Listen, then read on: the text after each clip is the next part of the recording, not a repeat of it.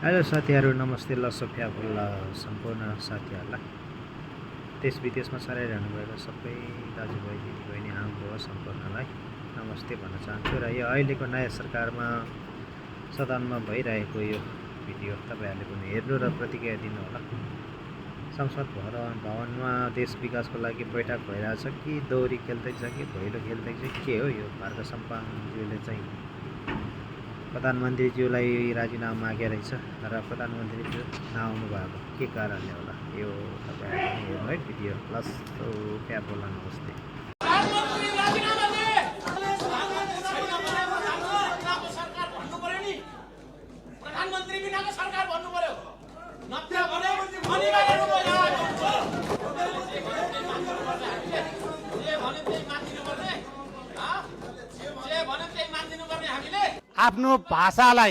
आफ्नो भाषालाई मर्यादित गर्नुहोस्।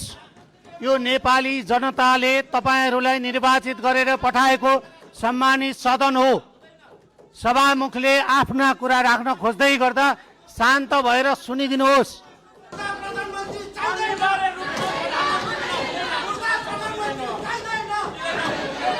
मान्य सदस्यहरू,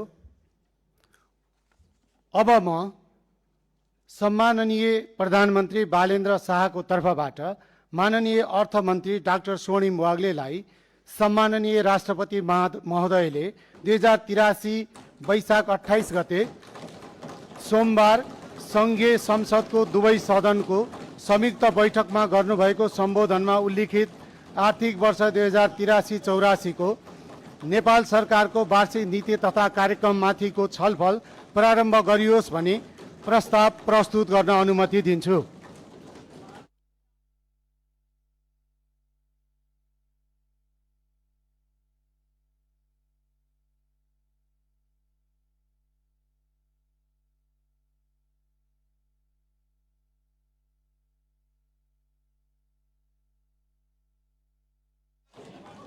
मान्य सदस्यलाई एकैछिन मैले